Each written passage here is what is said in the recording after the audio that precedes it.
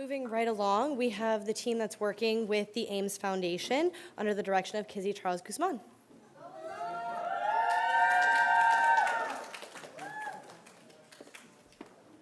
Good evening. And on behalf of all the groups in the second half, thank you for being such an engaged audience and keeping the questions coming. So we appreciate that. It's been a long day. You will recall us as the group that talked about a wildlife reserve in South Africa in the midterms. So we're back again to talk to you about all the exciting work we've been doing since then and how we're putting all this together for our client. I'll start off with just giving you a quick background about who our client is, recap a bit about the scope of our project, but then really focus on how we are shaping our recommendations and some of the insights that we've gathered and how this is all coming together. Our client is the AMES Foundation. AMES stands for Africa's Most Endangered Species.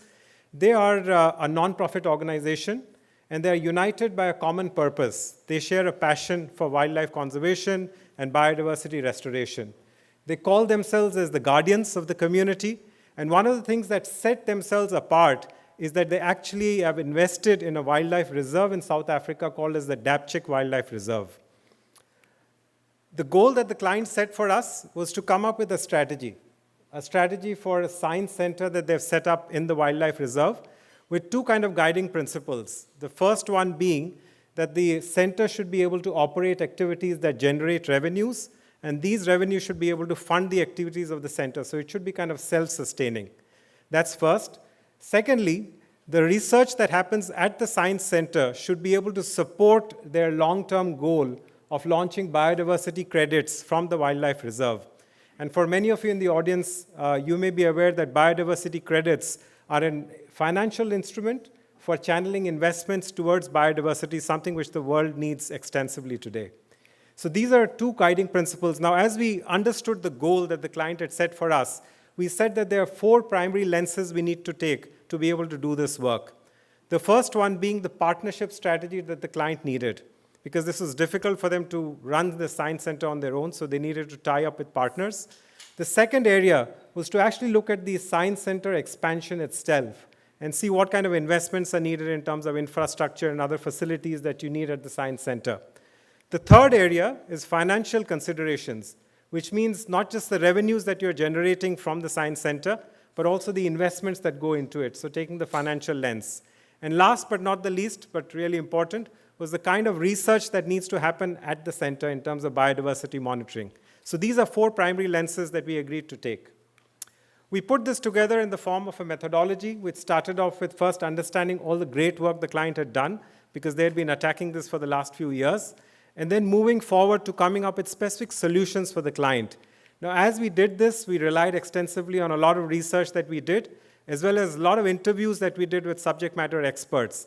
And one of the highlights for our project, which we did talk about last time, was that two of our members had the unique opportunity to visit the wildlife reserve. So we're actually backing this up with insights from the field as well, and Sabrina and Grace are here in the audience. You can hound them after this presentation in terms of what else they saw there. All right, so in terms of just pulling things together, besides creating a very detailed report which captures all the stuff that we did, recommendations for our client, how to go forward, we also ensured that we were giving our client more discrete, action-oriented deliverables, which means these were things that they could take and run with. For example, an outreach deck, which they could use to have conversations with partners like universities or research groups with whom they establish partnerships. Or for instance, a partnership framework, which is a set of criteria that is used to assess different kinds of partners. And we actually used this framework to come up with a set of target partners that we shared with the client as well. So besides just a report, we made sure we were giving them action-oriented deliverables. Moving on, I wanted to just spend a few minutes talking about some insights that we gathered from the project and from the field before we start talking about recommendations. Now, specifically about insights from the field, the primary insight was that biodiversity is really about balance. It's balance between nature and living beings. And when this balance goes out of sync, when the balance is disturbed, it takes a lot of effort to get this back on track. In fact, it requires a lot of physical effort. As you can see from some of the photographs out there, our team actually spent time digging trenches while they were there. And there was a lot of physical activity involved. So a primary observation that came out from the field was that there is a need of a lot of physical or extra capacity, hands on ground, needed to be able to do this work. We also made an additional observation that the reserve had exceeded its carrying capacity. And while this was somewhat out of scope of the project in terms of observations and what to do, we did have a great conversation with the client in this area and talked about things like introducing predators to manage some of the extra animals that they had over there, or perhaps extending the geographic boundaries of the reserve to adjoining areas as well. We also got a few important insights from experts that we talked with. And some of them are in the audience over here as well today. But the primary insight that came up from this was really to take an inside-out perspective of the solutions that we are coming with, rather than outside-in, which means that rather than talk about interventions that you can do from the outside, come up with solutions that actually involve people on the ground and their participation. So for instance, there was a lot of focus around hiring an on-site researcher locally on the ground, which is a very strong recommendation from the experts. We also were encouraged to look at local community partnerships that we could build in coming up with our solutions. So things like that that were important. I'll now switch gears and talk about our recommendations, which fall into three primary areas. The first one is about partnership with an organization called Earthwatch, and I'll talk about that in the next slide.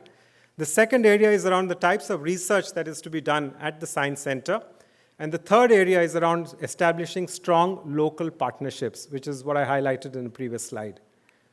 Specifically around Earthwatch, the recommendation over here is to partner with them to arrange for what we call a citizen science. And citizen science is really about connecting people who are interested in science with scientists across the world through actual experiences. So if you're interested in marine biology, it could actually connect you. Earthwatch could connect you with marine biologists, and you could actually conduct experiments in an actual site. In the case of our client, you could actually conduct research at a wildlife reserve. So a partnership with a platform like Earthwatch, where people actually pay for these experiences, would provide our client a steady stream of visitors, researchers at the reserve throughout the year. And through a revenue sharing arrangement with Earthwatch and with our client, it will also provide them steady revenue throughout the year. Besides, of course, enhancing their brand at a global level, so creating that visibility. So this was a really important recommendation. The second one was around the types of research that needed to happen at the reserve, at the Science Center itself. And we identified two specific areas: behavioral ecology, as well as, let's move forward, behavioral ecology and ecosystem restoration, so two specific areas. Now, these align very well with the client's long-term goal of biodiversity credits, because this kind of research actually provides a strong foundation of science as well as data to support biodiversity credit measurement. In addition to that, it would also make use of all the data that the client had gathered, because they use a lot of technology to manage the reserve, things like surveillance equipment, cameras, and drones. To do this, to take this forward, of course, AMES would need to partner with perhaps international organizations like universities as well as research groups. In fact, a lot of universities offer research opportunities as part of a curriculum that students pay for. So again, this would be a revenue sharing opportunity with a revenue share between the organization, the university in this case, and the AMES Foundation. So providing them a steady stream of revenues, besides, of course, creating that strong base of science that is needed for their work. We identified two specific partners as an action item for them to go forward. So in our research, we identified Colorado State University, as well as Rhodes University, which have some very vibrant programs in this area. The last recommendation, sorry, there's something wrong with this clip. The last recommendation that we put forward was around partnering with the local community on the ground. And this is less about creating revenue, it is more about creating social impact. Since AMES was relatively new to South Africa, they lacked that strong local ties and community network that other organizations that had been there for a while actually had. So this recommendation is about partnering with local universities as well as with local schools to make sure that you're actually creating those strong local ties.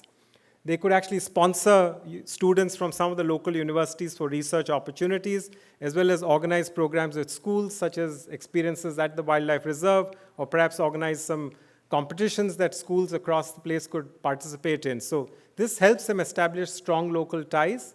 In the long run, it might also provide them an opportunity to have people coming out of such programs working at the reserve and the science center itself. So it has a double benefit.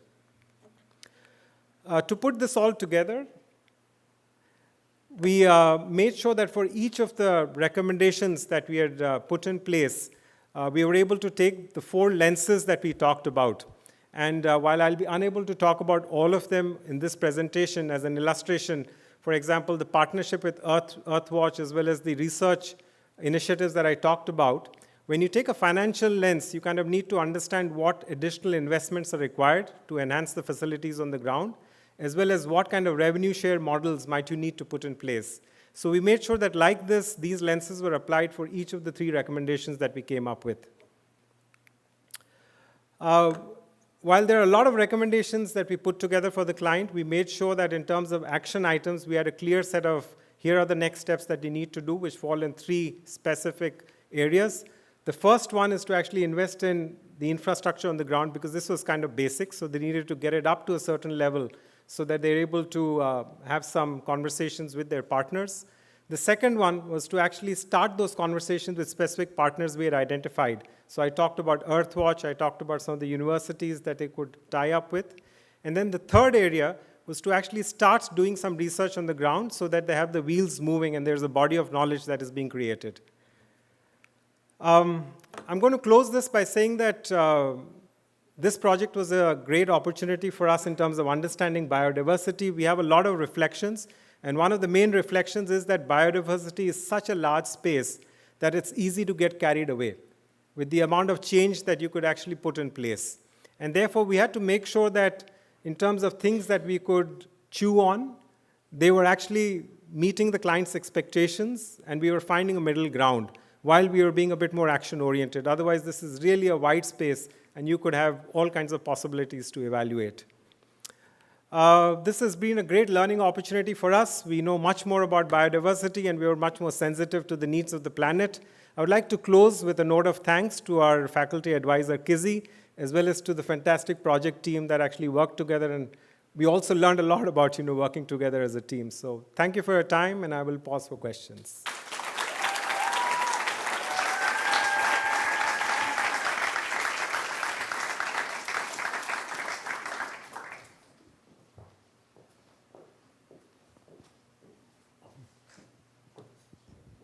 Great job. That was amazing. Thank you. So I have a question about biodiversity credits, the concept that never dies, that everyone gets very excited about. So it was my undergrads, my SUSTEV undergrads, who did the capstone last year. I think you read the final report. We had the same client. Okay. But I was just wondering, for biodiversity credits, what kind of metrics do you think could make sense there? Yeah, so I did talk about 2 specific, thank you for the question, and I'm glad you have some familiarity to the client, so we perhaps have a common language to talk about. We identified 2 specific areas, behavioral ecology and ecosystem restoration. And I think specifically for biodiversity credits, there has to be a way of measuring progress on that parcel of land or whatever else you define is the biodiversity area. Now, in this case, the client called them nature units. And the reserve was parceled out into 14 specific nature units, which they launched in the last COP. So they've actually launched that on a platform. And the research in these 2 specific areas would provide them a way of measuring the progress of biodiversity on those 14 specific land parcels. Now, this could be linked to, in the case of behavioral ecology, it's about how some of the organisms adapt to change and show that they're demonstrating behaviors that allow them to sustain over extended periods of time. But these kinds of research which allow us to measure progress in terms of biodiversity.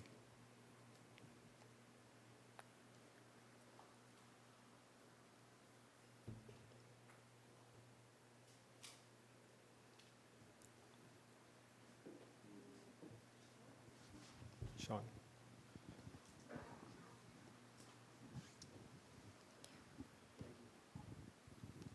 Thank you for the presentation. Well done again. What did you learn from the field visits that filled in gaps from your desktop research and other items? Just to make sure I understand your question, what did we learn from the field visits which was not covered in the research? Yeah, that were identified like gaps that you otherwise would not have unearthed? Yeah, I think the primary observation from the field visits, and I did allude to that, which was kind of outside scope, is that the reserve has actually stretched to capacity. And not just in terms of the physical constraints around the size of the reserve, because there are many more living organisms there than it can support, but also in terms of hands on ground that are needed. And those were some of the major kind of aha insights that we had, because we thought they had things in control. But we figured out there's a lot more that needed to be done physically to manage things on the ground, not just in terms of staff, but in terms of just physical constraints and size. So I would say that was the primary insight that we got.